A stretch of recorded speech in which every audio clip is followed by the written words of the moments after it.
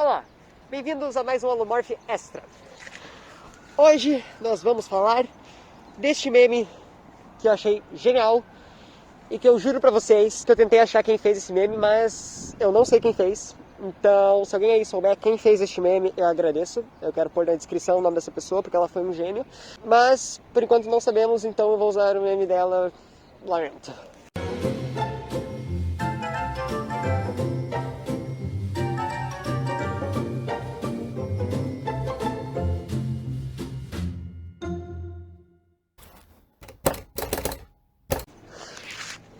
Nós vamos fazer um esquema mais ou menos como o do capítulo que eu expliquei, memes. Aqui vocês podem ver, memes de linguística, né? E, bom, esse meme é um bingo, como vocês podem ver. E nós temos uma série de frases de bad linguistics. Uma linguística má. São frases de pessoas usando a linguística como pseudociência, porque a linguística, afinal, é uma ciência. E ela tem diversos terraplanismos, vamos dizer assim, nela. Bom, no primeiro quadro, nós temos papagaios e golfinhos. Quando nós estamos falando de linguística e nós estamos falando de língua humana, sempre vem aquela pessoa e fala: ah, mas os papagaios sabem falar também. Ou, os golfinhos têm uma forma de comunicação. Então, eles têm uma forma de comunicação, mas eles não têm língua. Se você quer mais detalhes sobre isso, vê esse vídeo aqui. Mas, esses animais, eles não são capazes de produzir frases novas, eles só estão imitando, no caso do papagaio, ele só está imitando, ele só está repetindo, ele não sabe o que ele está falando, ele não consegue formar novas frases, ele não é produtivo em nenhuma língua. O golfinho também não tem uma forma de comunicação tão complexa, com recursividade, ele não é competente como nós somos, ele só tem uma série de sons que ele faz para se comunicar com os outros golfinhos e é tipo muito básico, são sinaizinhos, é como a dança das abelhas. A abelha dança e as coleguinhas abelhas sabem o que está se passando a partir da dança, mas eles não conseguem expressar outras coisas além disso. Dialetos africanos. Esse é bom. A África é um país muito diverso, com muitas famílias linguísticas diferentes, tipo, muitas mesmo. Então existem muitas línguas diferentes. Não existe uma língua africana dividida em vários dialetos. E existem muitas línguas africanas divididas em muitos dialetos. Então não fale mais isso, porque não é uma coisa que faz muito sentido. O próximo é interessante. A língua X tem uma raiz diferente para palavra do que outras línguas. Ha, que esquisito. É aquele clássico meme de linguística que nós vemos a palavra em português, ambulância, depois nós temos o francês, ambulance, depois nós temos o italiano, o espanhol, até às vezes coloca em inglês ambulance, e depois nós temos o alemão Krankenhaus. O alemão soa muito exótico, né? Claro, porque você está comparando as línguas românicas e o inglês, que tem um extenso vocabulário românico, com a língua alemã, que é uma língua germânica, que vai usar outras raízes. Ou seja, essas comparações de todas as línguas românicas tem russo no meio. Óbvio que o russo vai ser uma raiz diferente. Tipo, se eu colocar qualquer outra língua de qualquer outra família, vai ser uma raiz, uma palavra diferente. Não tem como comparar isso. Se você for comparar, você tem que comparar, por exemplo, o português, o espanhol, o francês e o italiano e fazer um meme a partir disso. Mas se você coloca uma outra língua que não faz... Vocês entenderam. Gírias arruinam a pureza da língua. Isso é maravilhoso. Puristas linguísticos. É fantástico. Eles acham que a língua é uma coisa super sagrada e que dá para estragar ela. E se você fala português, você fala naturalmente uma série de gírias. O português surgiu a partir de uma série de gírias faladas do latim vulgar, que é uma série de gírias do latim clássico. Ou seja, é uma sequência de gíria atrás de gíria, porque as gírias é o que leva a língua para frente. A língua está constantemente evoluindo. A língua é uma entidade que evolui e que muda com o tempo, e isso é inevitável. E sempre aconteceu. O português é uma forma esquisitinha do latim, que por sua vez era uma forma esquisitinha do proto-itálico, que por sua vez era uma forma esquisitinha do proto-indo-europeu, e sabe-se lá onde isso vai. Processamento da língua sendo diferente de produção da língua, eu vou falar mais pra frente, calma. Sapir-Whorf. Se você já assistiu o filme A Chegada, você sabe do que eu estou falando. Essa hipótese é a hipótese de que a língua que nós falamos afeta a forma como nós pensamos. O filme A Chegada é todo baseado nessa ideia e é um filme de ficção científica. Ficção, falso, científica, É uma ciência. A linguística é uma ciência e ela está sujeita a histórias fictícias que podem ser criadas, sem problema. E a hipótese de Sapir-Whorf não é considerada por praticamente nenhum linguista, sério, tipo, não é uma hipótese válida. A língua que a pessoa fala não influencia diretamente na forma como ela pensa, no sentido da pessoa, a linguista lá do filme. Ela começa a aprender a língua dos... Bom, é spoiler. Mas, enfim, é uma hipótese que não tem créditos hoje em dia. Hipótese de Sapir-Whorf, bobagem. Tem até um vídeo do Langophilia muito bom, que ele fala disso, do meu amigo Adrian.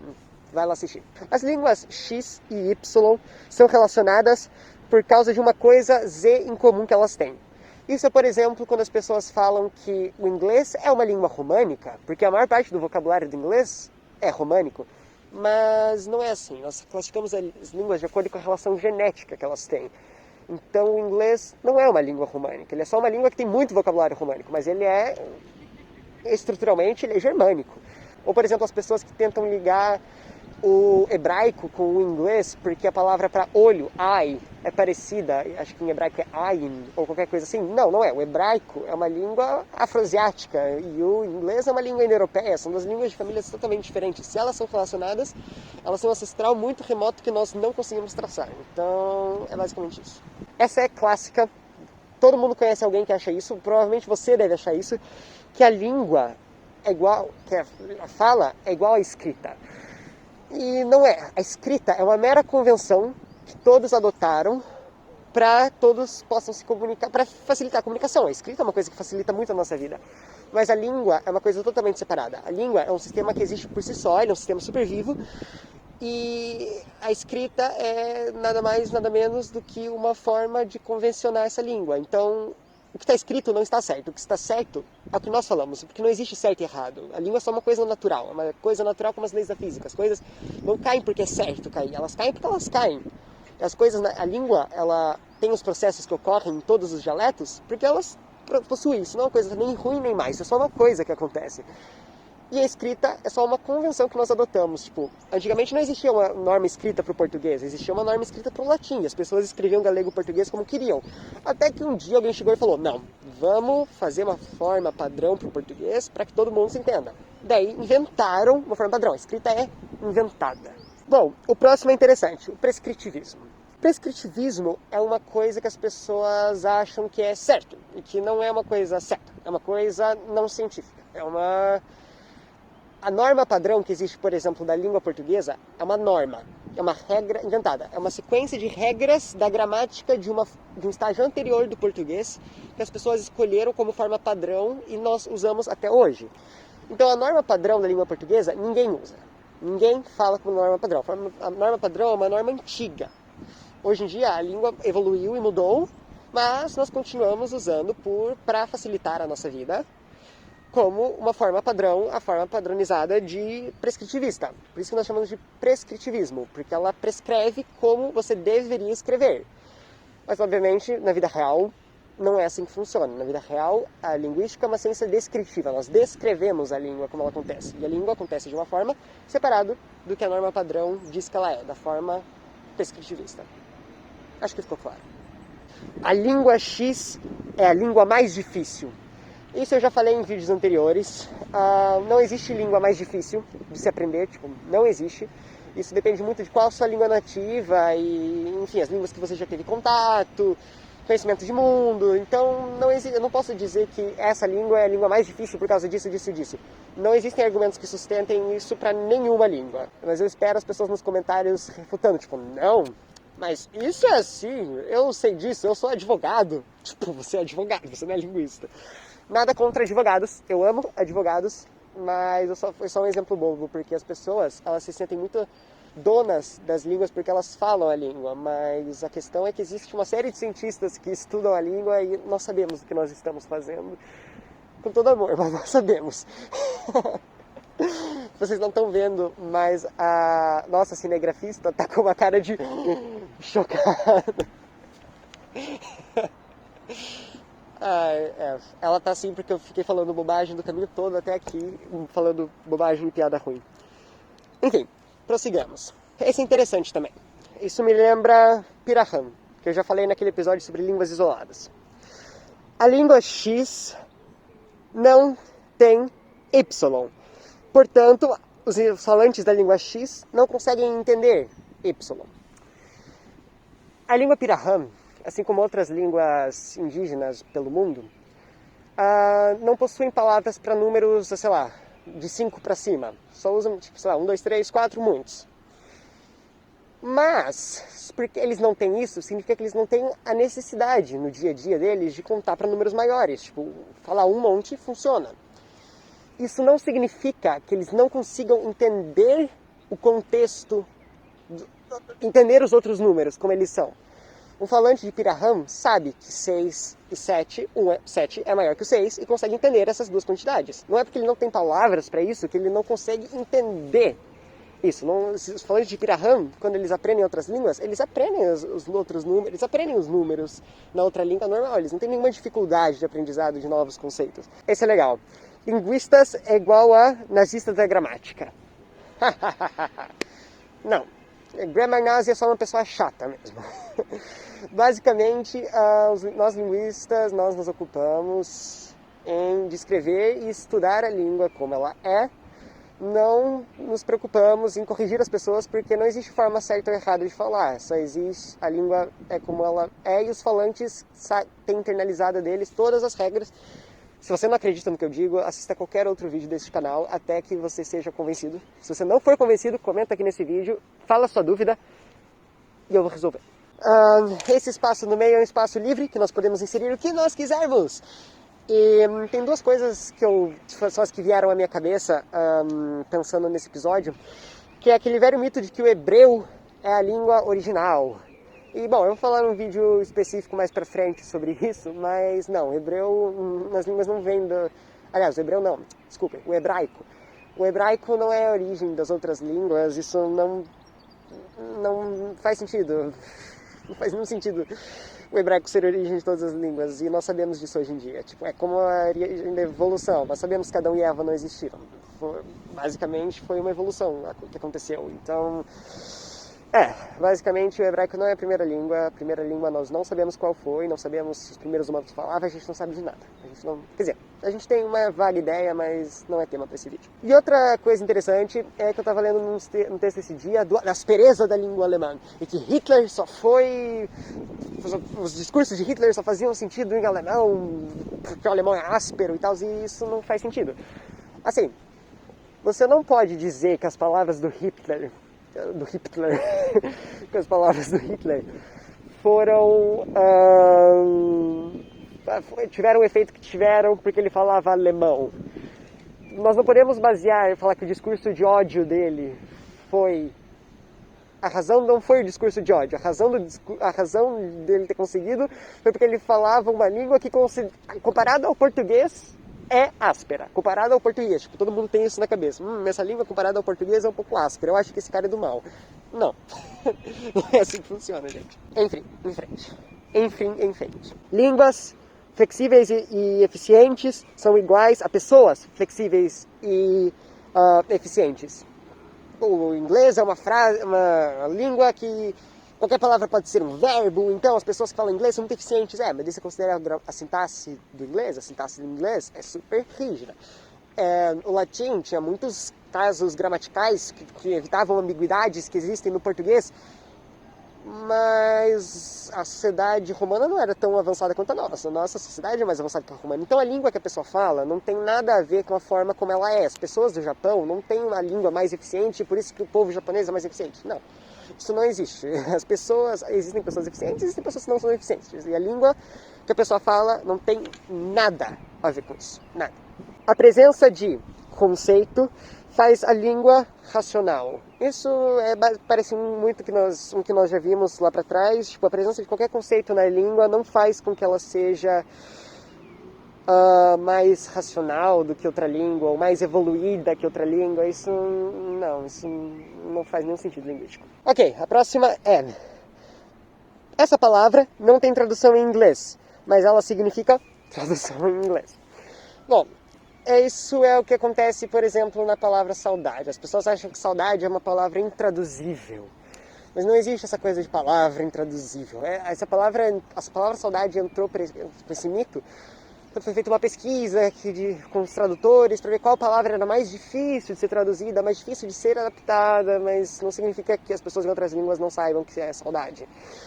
Um outro exemplo disso é a palavra em alemão Waldsamkeit. Essa palavra é sobre um sentimento que nós traduzimos para o português como o sentimento que você sente quando você está numa floresta.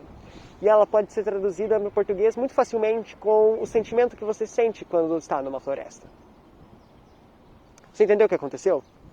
Nós temos uma forma em português de dizer isso. Nós só não temos uma palavra específica para isso, mas nós temos uma forma.